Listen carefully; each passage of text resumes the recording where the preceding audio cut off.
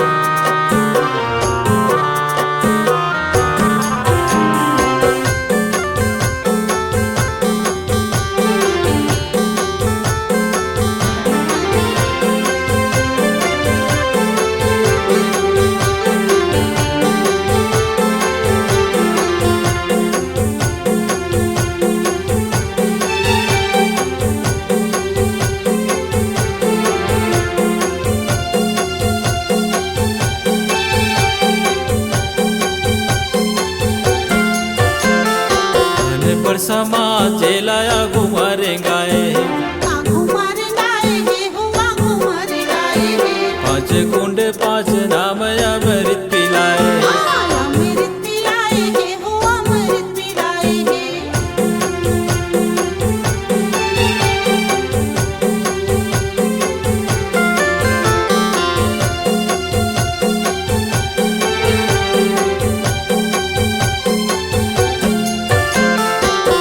पर समाज लाया घुमारे गाए पाँच कुंड पाँच नाम अमृत पिलाए। स्वाभिमानी बन के रहना है आज, स्वाभिमानी बन के रहना है आज।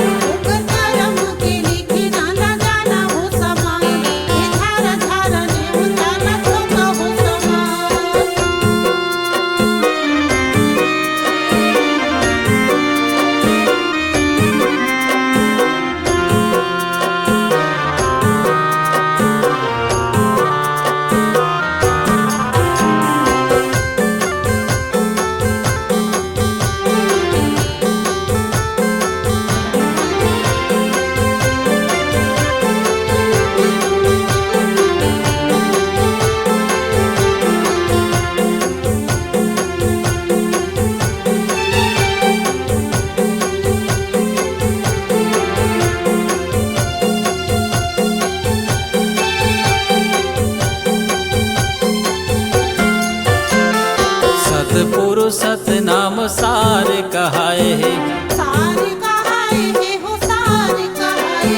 सत के निशानी जैत खाम गड़ाए।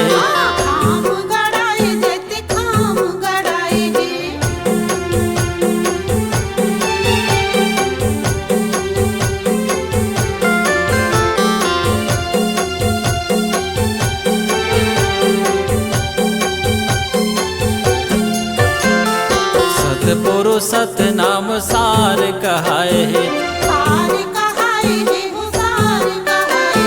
सत के निशानी जैत खाम गड़ाए।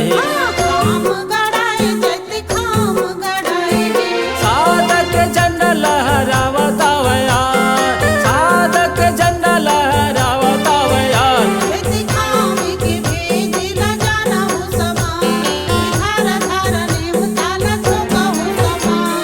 गुरु घासीदास जी के जयंती है यार, गुरु घासीदास जी के जयंती है यार।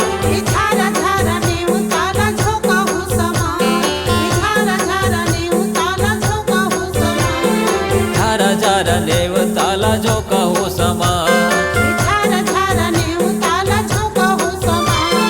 गाड़ा गाड़ा नेव ताला जो कहो समा।